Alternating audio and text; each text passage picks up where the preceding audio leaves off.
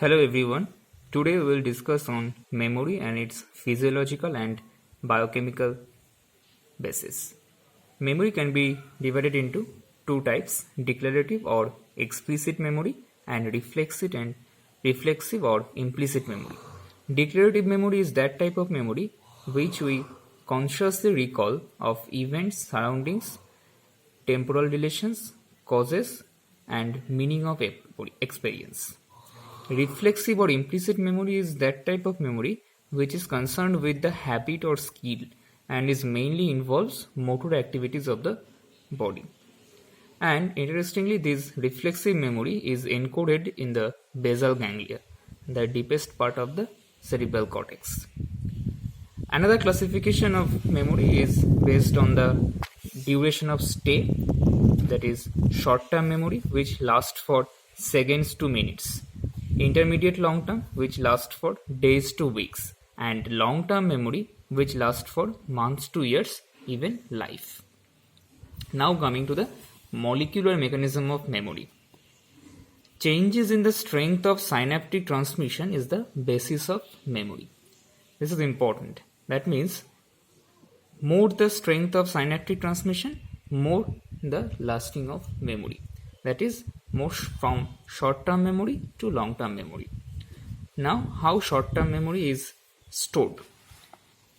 It is based on the reverberation of neural circuits, presynaptic facilitation or inhibition. And the secreted neurotransmitters lead to transient facilitatory or inhibitory change in the synaptic transmission. This transient change is the basis of short-term memory, which lasts for seconds to minutes.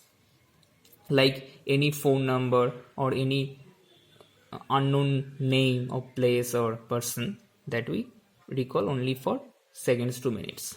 And it's also sometimes called working memory.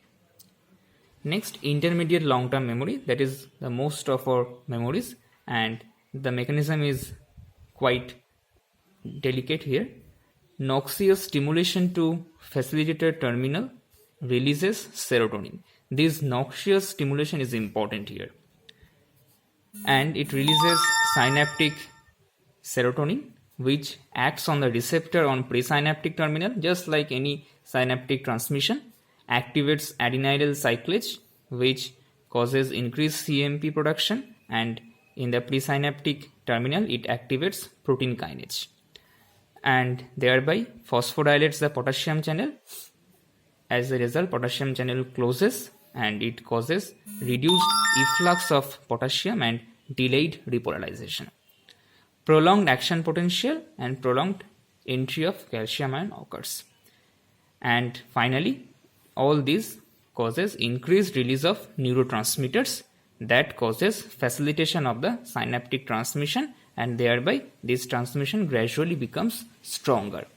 And as it becomes stronger, from short-term memory to intermediate long-term memory occurs, which lasts for days to weeks.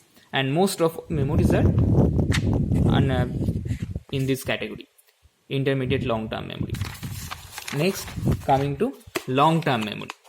Long-term memory involves synaptic strengthening through structural changes by protein synthesis. Here it is important, there is structural changes. Which structure? Increase in number of active zones, increase in number of vesicles, and increase in number of presynaptic terminal. Also, there is a changes in the structure of the dendritic spines. Long-term memories are stored in different regions of neocortex, and the consolidation of short-term explicit memory into long-term memory is effected in the hippocampus area. From hippocampus through fornix, it goes to the mammillary body. Some neural circuits goes to the mammillary body, and from mammillary body through the mammillothalamic tract, it goes to the anterior thalamus, and from here it goes ultimately to the prefrontal cortex, and deep to this prefrontal cortex, basal part of this prefrontal cortex, there is nucleus basalis in the basal forebrain, via some cholinergic fibers to all parts of the neocortex, amygdala and hippocampus. And this amygdala and hippocampus, there is an intimate relation which signifies the close association between the emotional stimuli and memory. We all know the amygdala center regulates our emotional withdrawal, and there is a intimate relation between amygdala and hippocampus. So if these circuits are more stronger, the more longer memory will store in our brain, which lasts for months to years, even whole life. So this is all about different types of memories. Thank you guys for watching.